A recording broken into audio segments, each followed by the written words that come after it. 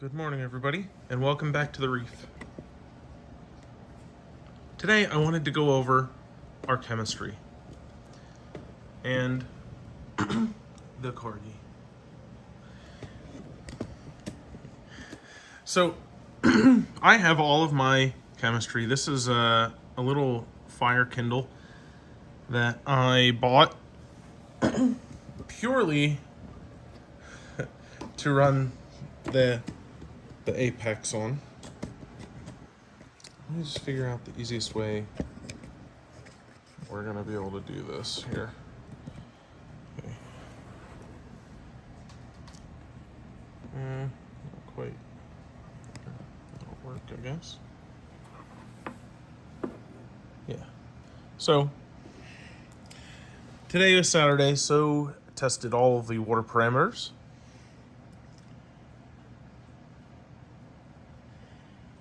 Our alkalinity today was 8.6, which is a little lower. I'd like it to be at least 9, so I'm going to increase our dosing just a little bit to get that up over the next couple days. Calcium, 436, which is good. We want it to be between 420 and 450, so that's perfect. And again, I'll check that in a couple of days just to make sure we're still on track. Magnesium, I didn't actually test today, but last time I checked it was 1320. Even though Triton says that it's low, it's lower than that. It's like 1240, which I should dose. Nitrate is on a steady incline. We're at 20.9. Which is okay. I don't want to go much north of 20. 30 is pushing it. I'd be happy with just like 25 even. So we'll keep an eye on that in the next couple days to make sure that we're not going wonky.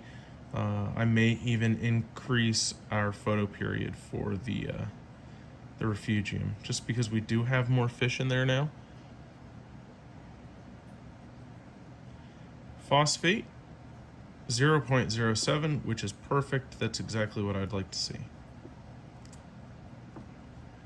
So just scroll all the way back to the top. So this is the Apex Fusion dashboard here. I can access this from anywhere with an internet connection. I can do pretty much anything with it. So on the left side, I have the wave pumps. Those are the pumps that are one on the back wall and one on the left wall that make the whole flow for the whole tank. This is the flow. I don't understand what those numbers mean, but it's there. Just some data for the waves, their temp. So if their temp goes too high, that's a signal that they need to be cleaned, right? Then I have our ORP, which is our oxidation reduction potential. It's just a free number of how much oxidizers are in the tank.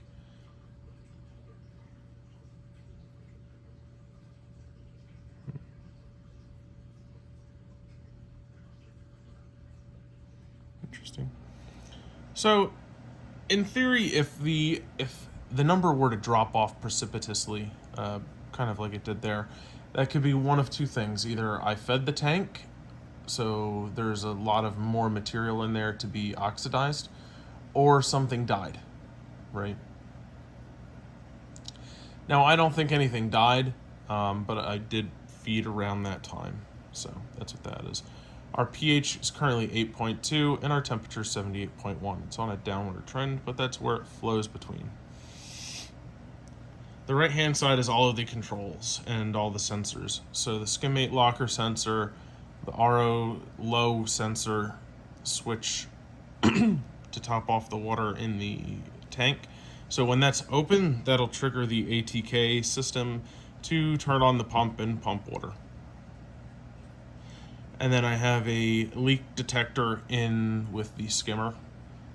So if that were to close, that means that there's water in there and it shuts off the manifold pump and the skimmer. 2 channels for each light because there's the color channel and the intensity channel. So the left light has 2 channels, one for color, one for intensity. The middle, center, color intensity, and then color intensity. It's the ATK, just controls the pump. These are empty right now, the variable speed, so I could just pull them off.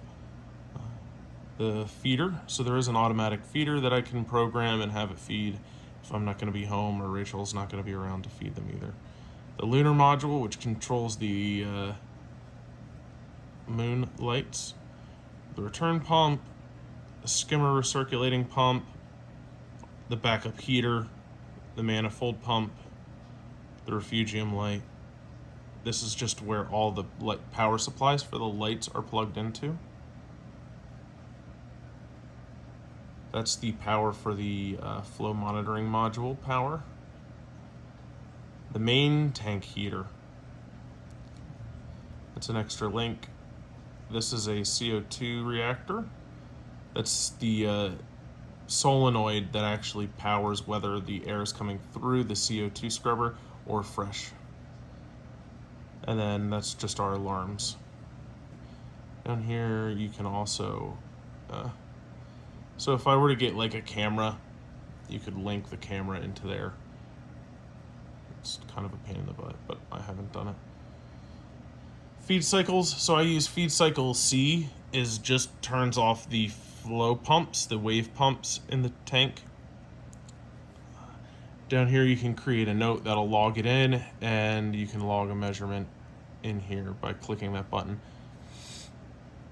Reminders, I don't have any reminders. And then this is your power consumption and usage through the EB832, the power bar. I just think it's easier just to tap on that to take me to the measurements page, and then I just tap that and add whichever test I'm doing.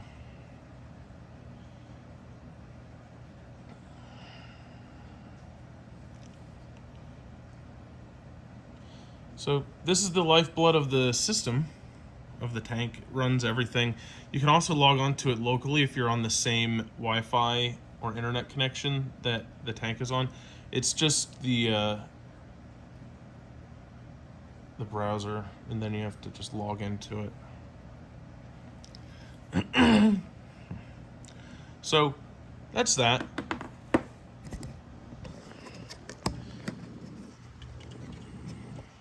Cleaned up down here a little bit today otherwise. And then like I said, it's today is just feeding fish.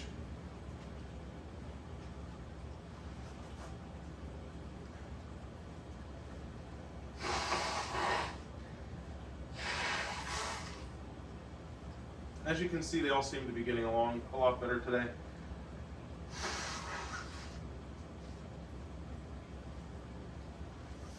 Which is good. I am going to give them an extra sheet of nori today. Generally, I only give them a half a sheet, so I'm going to give them a full sheet. This is nothing more than bulk reef supplies, super chunk. That's all cut into thin strips. Nori is nothing more than just like seaweed. The same kind of seaweed that you would get if you eat sushi. Literally, it's the same.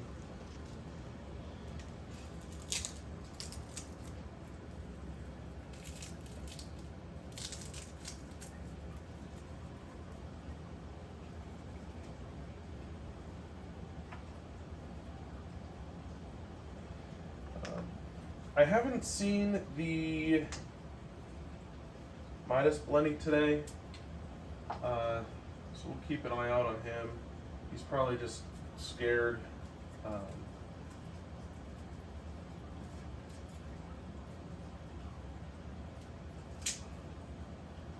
Because what's his face is kind of an asshole. The neon dotty back. Now there is a chance that the neon dotty back and him will have a problem, and we'll have to split them up. In which case, I think the neon dotty back is going to get expelled, and he'll go into the 40 breeder that I'm working on getting set up for just such an occasion.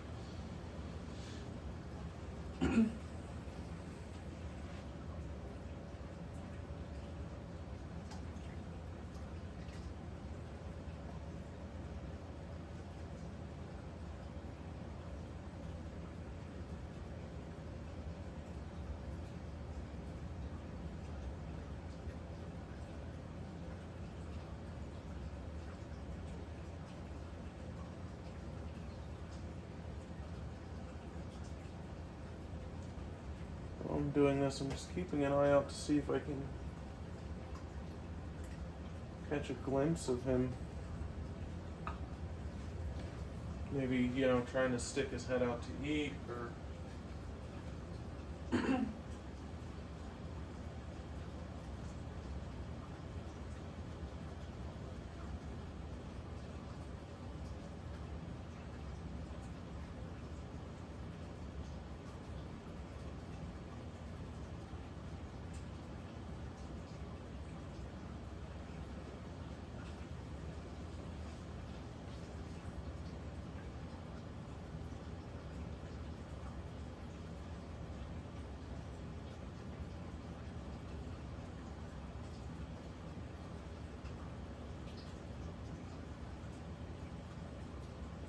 see him anywhere.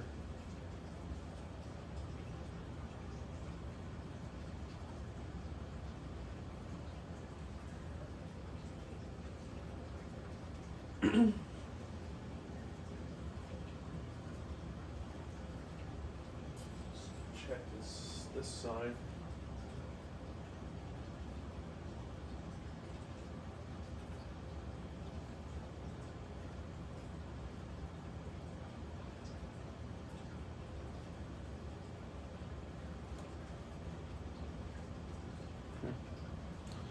Well, we'll keep an eye out for him. I'm sure he'll come out and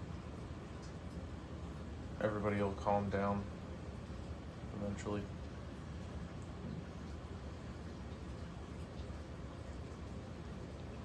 But that's all I have for today. I hope you enjoy, and we'll see you tomorrow.